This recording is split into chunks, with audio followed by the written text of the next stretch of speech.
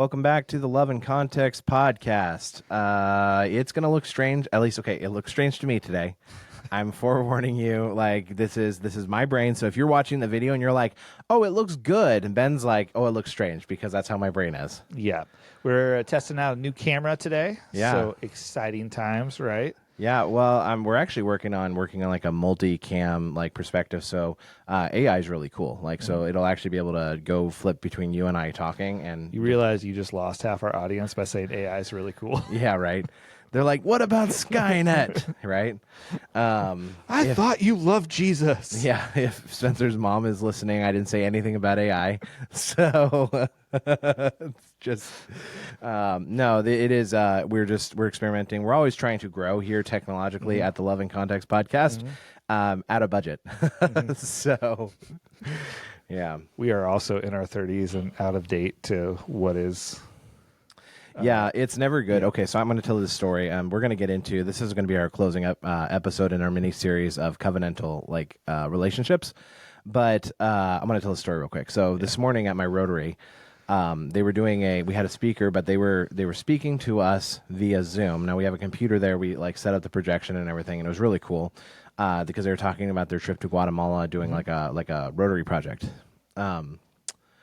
They're like, yeah, we need to get Ben over here because he's the technological master. And I'm like, I'm not gonna lie to you guys. If you're looking at me as the tech guy, we got problems.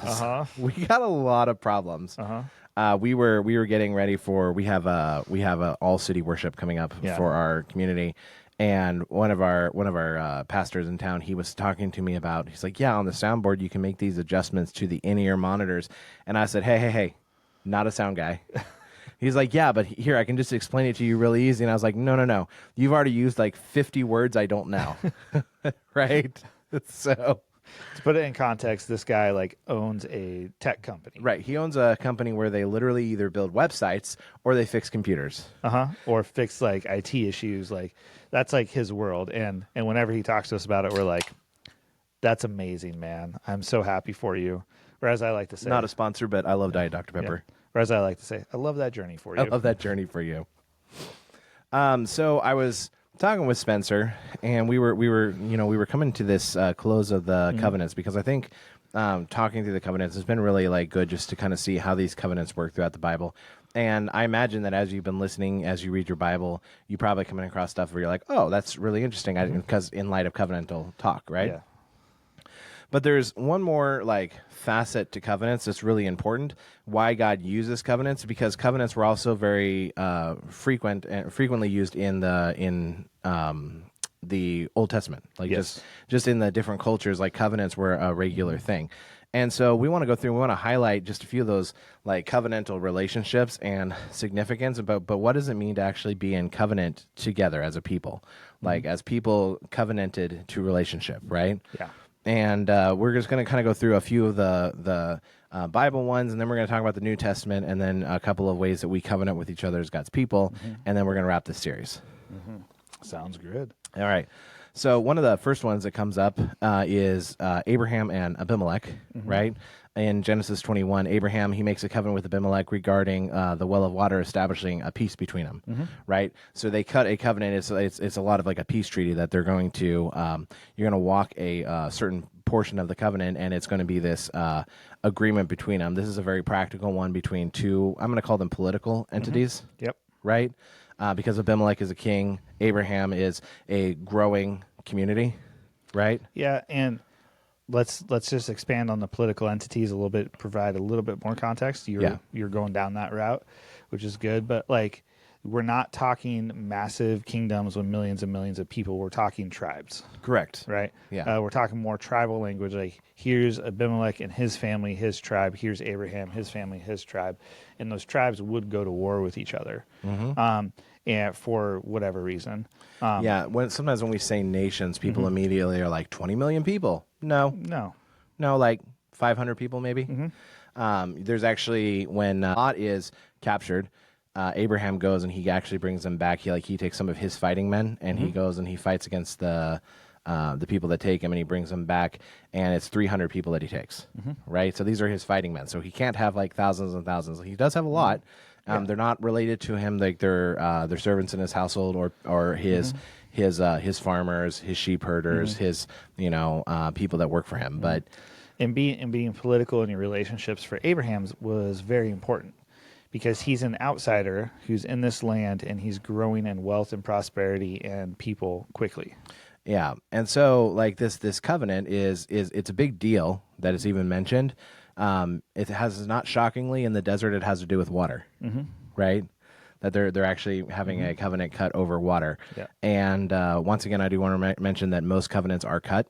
If you think about like when people talk about being blood brothers, where they cut and they mix their blood, similar idea. By the way, don't do that, because there's a lot of diseases that come with that. But most covenants are sealed with blood in some capacity. Yep. In the same way, Jacob and Laban, a few chapters later, about 10 chapters labor in Genesis. Jacob and labor, that's not working.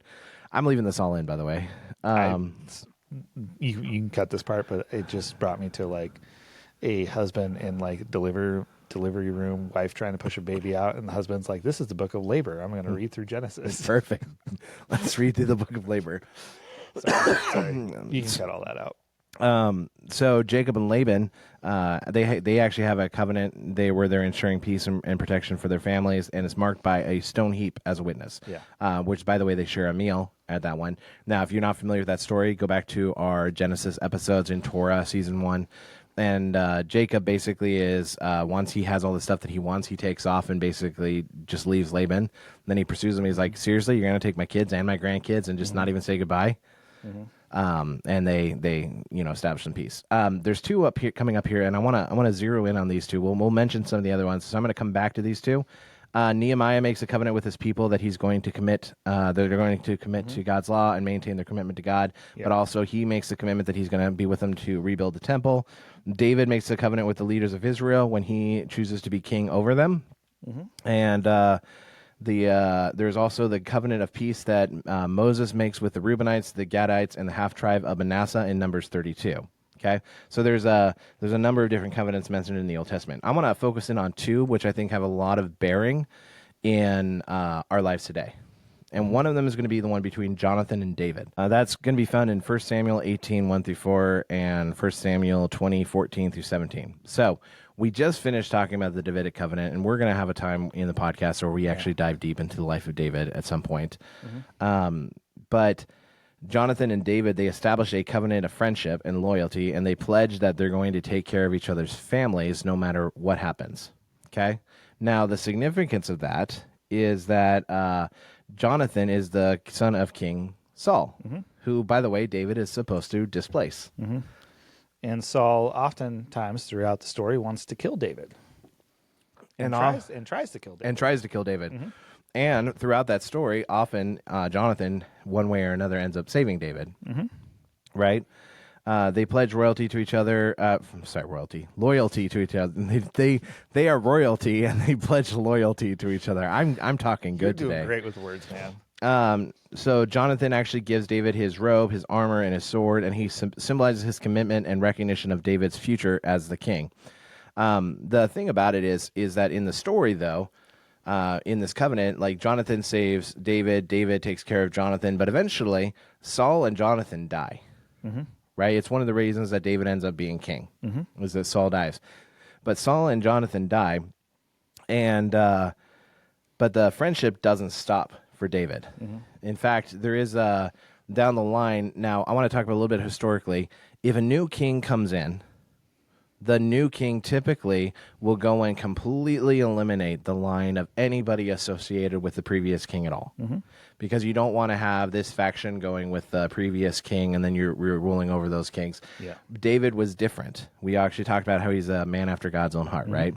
He's a different kind of king. And so Jonathan actually does have a son by the name of Mephibosheth, which is just, by the way, expecting mothers out there. Yeah. Just saying. Little Mephi will be a great kid, you know?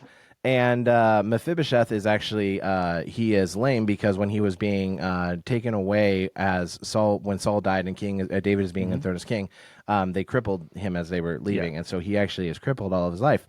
And David, when he's there as king, he actually has this point where he says, "Is there not somebody from the line of Jonathan on whom I can have compassion?" Yeah. Okay, so what is a covenant? It's something where it's like an obligation or an expectancy that you're going to pour out and into somebody else. And in this case, like David's pouring into Jonathan's line long after Jonathan's death, right? And he says, "Is there somebody in the line of Jonathan that I can find to pour out grace?" First of all, when I hear that, we need more relationships like that. Yes. Right? Like those are relationships. Those are the ones where you can get in fights, you can disagree with each other, and you're still going to go to battle. You're still going to go. Yeah. You're still going to go stand in harm's way for the person behind you. You're going to back them up. You're going to pick them up. You're going to sleep in the dirt with them if you have to. Right? Yeah. Like these are the kind of relationships that those are. Absolutely. And Mephibosheth is just raised with this understanding that David, as soon as he would find him, would want to kill him.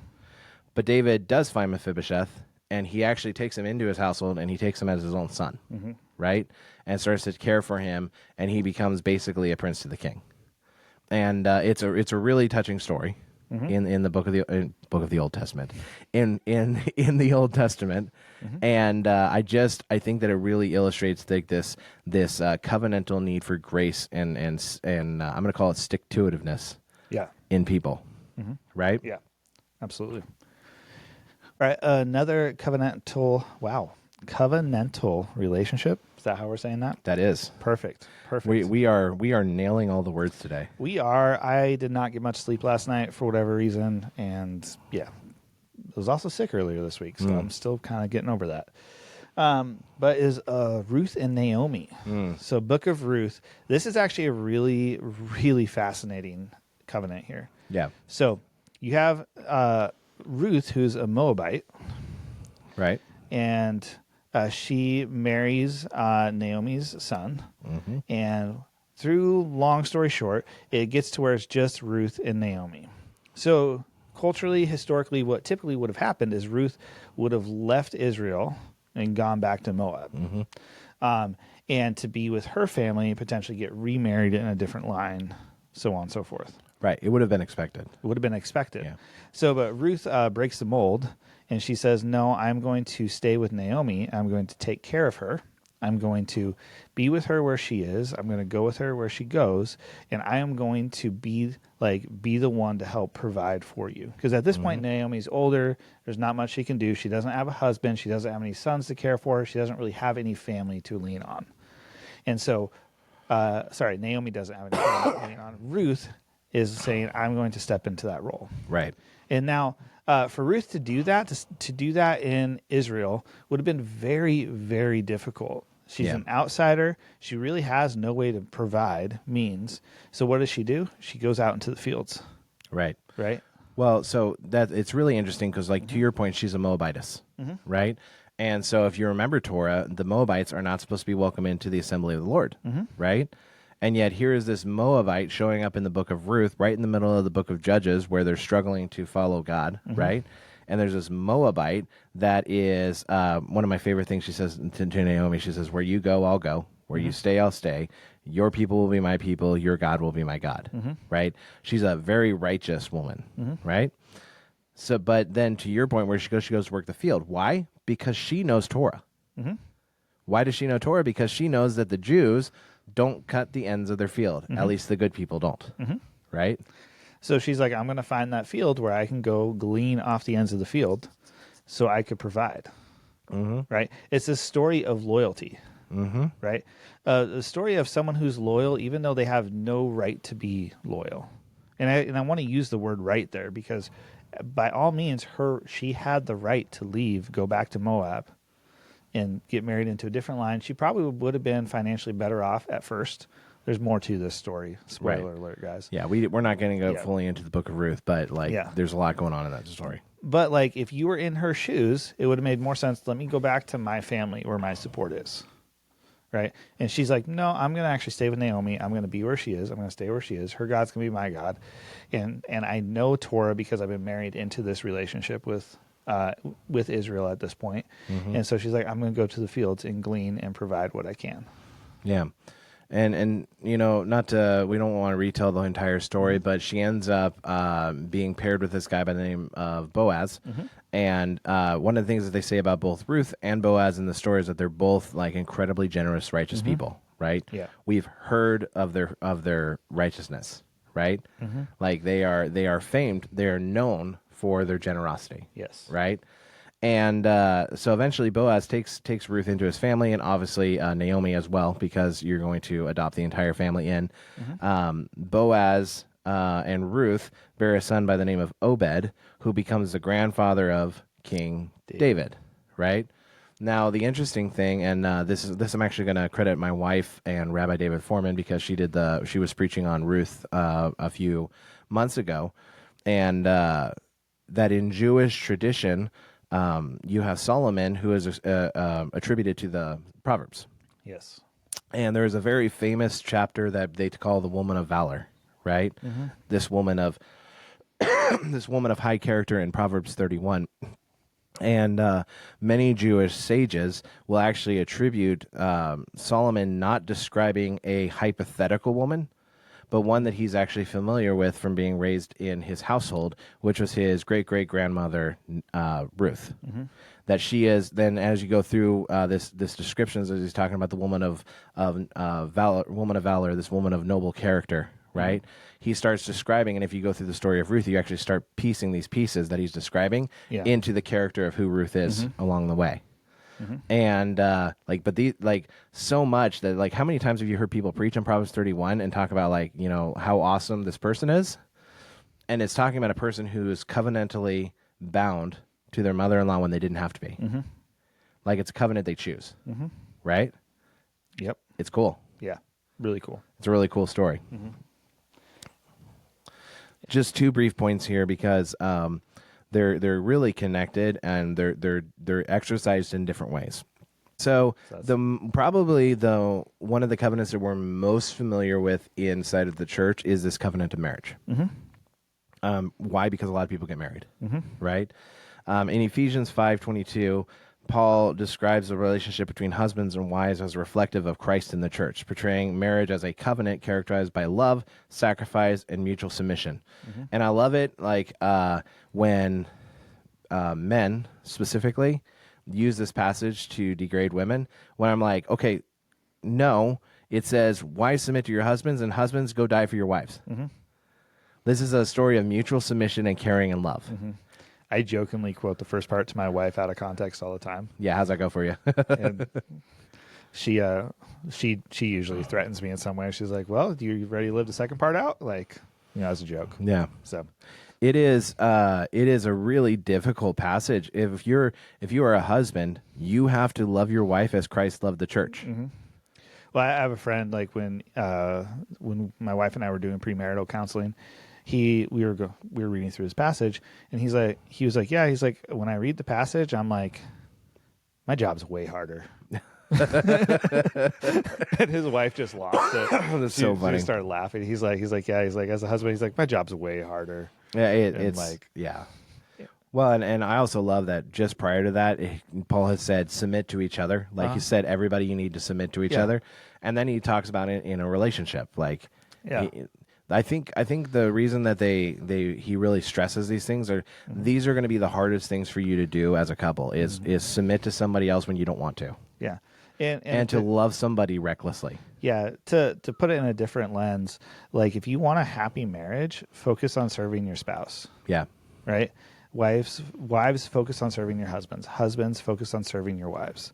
Like, you're both going to have different needs, different wants, different desires. Focus on serving each other, because the more you can give to each other, the better off you're going to be.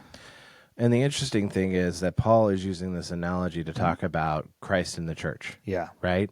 And it always makes me really worried when somebody really abuses these passages. I was like, what do you think God thinks about you? Right? I mean, like, if you're a misogynist, right?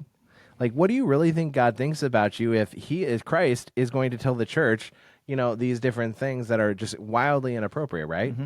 and treat them that way. I was like, no, Christ loved the church, and he does everything he can to make her everything she should be. Well, and even in Christ's life, if we're using marriage as an analogy for Christ and the church, Yeah. like how did Christ treat his disciples? Yeah. Like Jesus knew his place, but he also washed their feet. Mm-hmm. Like Jesus would be like, "Hey, go do this," but then he'd be like, "Let me make you some food." Right? It wasn't just this, I'm going to lord this over you and you're going to do my will. It was like, hey, I'm actually going to sit down with you, enjoy a meal. Yeah. I'm going to walk with you. I'm going to wash your feet. I'm going to make sure we're fed. Mm-hmm. I'm going to do all these things, right? There's this element of Christ sacrificing for his disciples on every turn that he could. I also think you can also take this passage and you can say it a different way as like, if you want your spouse to submit, then you need to be a person worth submitting to. Mm-hmm. And by the way, you also need to be a person that you're worth dying for. Yeah. Amen. Right? And those two things go hand in hand. And one of them, contrary to your opinion, one of them is not harder than the other in a couple. They're both difficult. And there's also like a responsibility to both of those pieces, because there are times when I need to submit to my wife as well. And to clarify, my friend was saying that as a joke. Like No. Your friend was absolutely he was serious. saying a little tongue in cheek, you know. Somebody's going to be like, I know who gave Spencer and Lindsay marital counseling, and I'm going to, just type away an email right today. And if they emailed him, he'd probably be like, okay. Okay. We're just moving on after that, right? Uh-huh. So, I mean, and this is, we've talked about this. We talked about this in Women in Ministry, and the purposes of like men and women coming together, we represent the image of God. I think sometimes people in the church struggle to understand that everything you do as a believer puts the kingdom on display. Yeah. Like your relationship with your spouse tells the world like who God is. Your relationship with your children tells the world who God is. And people, they're like, oh, well, you need to evangelize. Yes, you do. Absolutely. But your life should also be evangelism, right? The way that you love people, the way that you love your spouse, the way that you love your kids, right? The way that you just orient your life in general, like how you organize your day, like the effort that you put into your responsibilities. All of these things put a story on display. And there's a reason why these things are covenantal, because they're not especially marriage is not it's not a passive activity, right? Yeah. Like it's an active like participant. Yeah. Right? We're invited into this relationship, which needs a lot of maintenance and needs a lot of care in order to grow. I think the other part of this is that there's also the covenant of believers, which is really where I want to land on us for today, right? Because some of you will be married, but some of you won't be, but all of you are in relationship with other believers in some capacity. Can you pull up Hebrews 10:24 and 25? Yep. Got it right here. Let us think of ways to motivate one another to acts of love and good works, and not let us neglect our meeting together, as some people do, but encourage one another, especially now that the day of his return is drawing near. And the writer of Hebrews here is like, listen, you're meant to be together. Yes. Let's not neglect this. Let's find each ways to, another translation, to spur each other on to love and good deeds, right? Ephesians 4:29, let no unwholesome talk come out of your mouth, but only that which is helpful for building others up according to their needs. Yes. Right? Others up according to their needs, not others up according to my needs, right? When we're in covenantal relationship, it's not about how do we invest in ourselves, but how do we invest in the people around us. Yes. Right? Which, by the way, that's most how good relationships work. Yeah, relationships are sacrificial. Like that is the reality. We all have needs, and it's okay to voice those needs. Like a lot of times when we hear the word we need to sacrifice, we kind of take the idea of like, oh, well, I need to take my needs and I need to shove them down and not voice them. That's actually not what's going on here. Like if you want your needs met or want someone else to help meet your needs, you have to voice those needs, right? But there's a difference. But if you're just voicing those needs and you're not working on serving the needs of those around you, then you've kind of missed the point here. Right. Right. Like you got Because, yeah, if you want your needs met, you got to voice it, and that's okay to do that. I think you get people in relationships, one that always want to serve and have a really hard time being served, and some people who always want to be served and have a hard time serving. And neither one of those are healthy, right? Like, it's good to want to serve, but you also have to know how to let other people feed into your life. Yeah. So one of the biggest contentions in Lindsay and my marriage is the fact that we're both not good at expressing what we need. And so then what we do is we're both like trying to serve each other, but we're not expressing what we need. And so then occasionally it boils up and they're like, you're just not helping right now. And it's like, what do you mean I'm not helping? I'm doing everything I can to help you. And we've been on this conversation's happened both ways. Where like Lindsay's gotten frustrated because her needs aren't being met. I've gotten frustrated because mine aren't being met. And the reality is it's just that like we're so focused on trying to serve each other that we're like, okay, we should actually step back and voice our needs. Yeah, I'm gonna give an analogy. It's just kicking in my head as we're kind of going. Is like if you say, hey Ben, how's it going? And I'm like, I've been struggling. And you're like, oh, well, I'm gonna encourage you this week. And so you show up the next day and you bring me a plate of muffins. I said, thanks, Spencer. And then you see me later and you're like, how you doing this week? And I'm like, I'm still struggling. You're like, I'm going to encourage you more. And then you bring me a plate of cookies. And I get to the end of the week and you're like, why are you still discouraged? I was like, well, I was just really discouraged with my weight loss. And keep bringing me sweets. Right? It's not because I haven't actually conveyed to you like what I'm struggling with. Yeah, right. Right? Because had I as an individual, like it's great that you were reaching out 100%, right?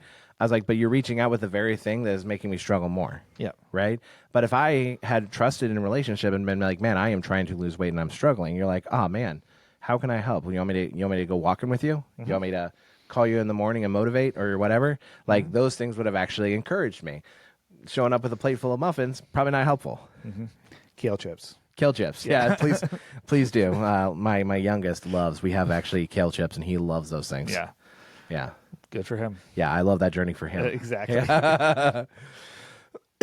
But, one of the things is that covenantal relationships and just relationships that where you covenant to be together, that's with like your church, your good friends, like these types of things. Those are bonds that should not be broken lightly. Like they're meant to be difficult to break. It's not impossible. It happens. Marriages do fail. Friendships fall apart. Church trust is broken. But these are meant to be relationships that are meant to be battle tested and taken in, and they're not supposed to be fragile. Because you're supposed to take them into the hardest places in your life in order to be able to go through them. Yeah. Just like we take the covenants of Jesus through to us, the Messianic covenant, and we take it through all the hardest parts of our life. Yep. Right? It brings us peace in the midst of chaos and joy in the midst of sadness, right? And or chaos is what I would say rather than sadness. And just learning how to exist in covenantal relationship. And if you remember when we talked about covenant, God says, I'm going to do this, regardless of what you can do for me. Like, your covenant is not about, yes, you need to make your needs known, but it's not about serving yourself. It's about serving the other person and in mutual submission and love. Yep. Right? Yep. So those are our thoughts. Think about that. See what you guys think. We'd love to hear your thoughts on those. Of course, you're going to disagree with Spencer. It's okay. I disagree with him all the time. I'm right. That's how it goes. Yeah. So you can reach us at loveandcontext@gmail.com. We would love to have further conversations. If you do disagree with us, you have a different perspective, or you have a life perspective or story you want to share that you'd like us to take a look at, we love that. And you just touch base with us. But that's the Covenant series. We will be starting a new series next week. For us, it'll be in 5 minutes. But next week, for you, on Kings and Kingdoms. Yes. Talking about non-Jewish kings. Non-Jewish kings. And their impact on the narrative, their impact on culture, and what are some things that we can take away from them. In fact, I think the first week we're going to be talking about Melchizedek. And so I can't remember. I think it was Pastor Nick once when I asked him that. He's like Melchizedek or something. Like he said it really strange. It might have been him. The pastors at this church, man, they've said some names really weird. Yeah, it's been it's awesome. Abednego, yeah. So All right. Well, until next time, we'll catch you guys next time.